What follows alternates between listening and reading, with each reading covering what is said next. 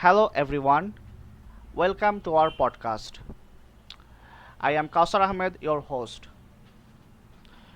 Today, our topic is democracy's sustainability in Bangladesh. Today, our guest is Nur Alam. He is the president of Bangladesh Muslim Student Federation. Today, he will talk about democracy's sustainability. A vibrant political culture is essential. Please welcome him. Please, Mr. Nur Alam. Hello, Kausar. Thank you for inviting me on your program. Bangladesh's democracy is at risk as it seeks to reform state agencies before holding a national election to establish a sustainable democracy. While the interim government priorities agency reforms over the election, law and order, and non-violent political environment rapidly deteriorated. A strong political culture is essential for ensuring a sustainable democracy. Constitutional reform is crucial, yet it is unlikely to ensure good governance, accountability, and a healthy democracy.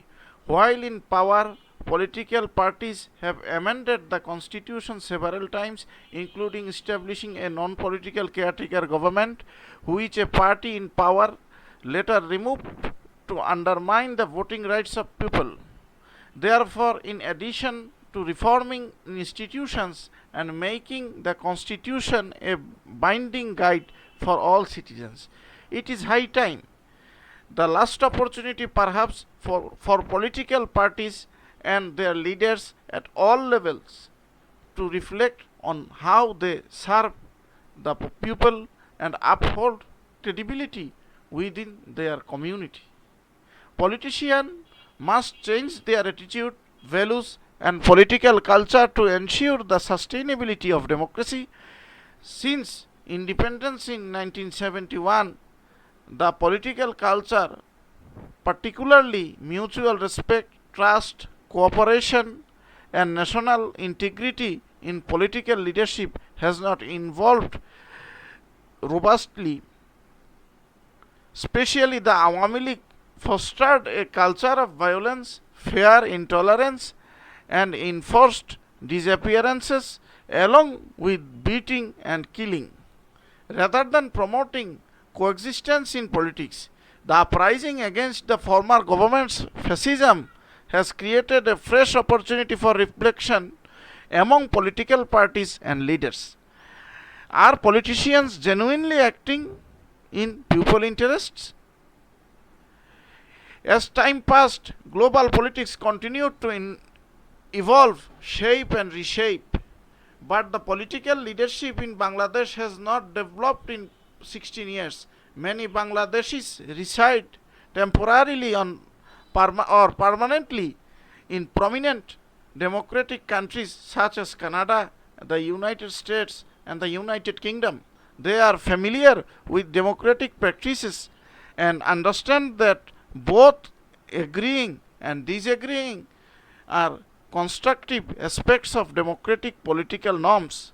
Disagreement does not necessarily signify the end of opportunities for further discussion aimed at finding a common ground for agreement.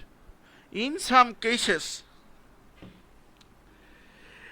dissent is more prudent than hastily concurring on critical issues that may not have an immediate negative impact on individuals but could lead to long-term consequences for the nation. Political party leaders should frequently meet and engage in both informal and formal discussions to maintain political harmony and amicable relationships. They can adopt and implement these political norms both inside and outside the parliament to foster a supportive political environment. Many of us who live abroad, particularly in the United Kingdom and Canada, may have witnessed how effectively the ruling and opposition parties debated national issues in the parliament and subsequently voted to address the problem. Although the ruling and opposition parties occupy opposite sides, they tend to reach a consensus sooner on rather than later on national interests or bilateral issues bilateral issues with other countries.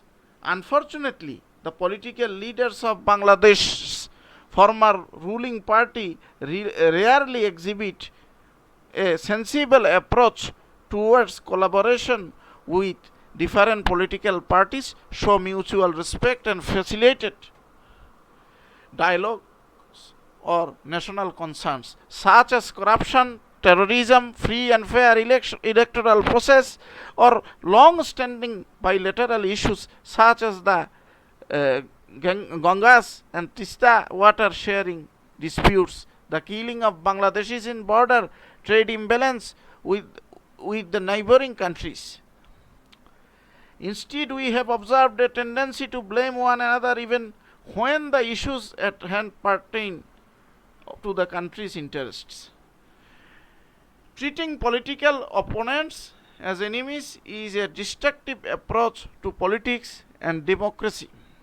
The people have witnessed how activists from the former ruling party, along with state agencies such as the police, have used the politics of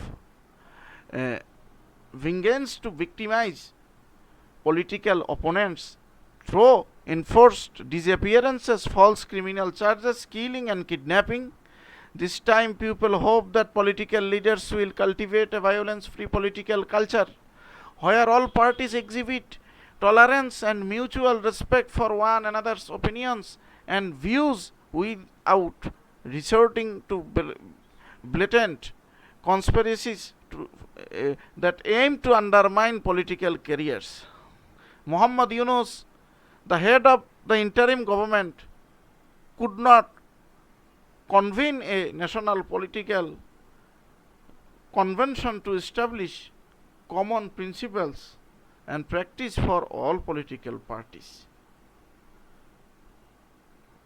For building a consensus in the convention, the political parties can consider the areas that include national integrity, interest, sovereignty, fighting terrorism and violence, combating corruption, practicing mutual respect, building trust and culture of cooperation, accountability and transparency, fighting discrimination, practicing tolerance, creating opportunities for honest, transparent and talented people in the state, the politics, building social ties and bonds, practicing and promoting democracy in political parties, practicing zero interference in the judiciary and the law enforcement agencies, a few areas likely to be a common ground that all political parties can agree on have been further expanded to provide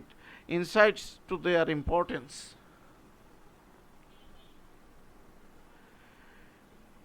Thank you for inviting me. Thank you, Kausar, and thank you, the listeners. Thank you, Nur Alam, for coming to our podcast. My gratitude to the listeners. Thank you for listening our podcast. Allah Hafiz.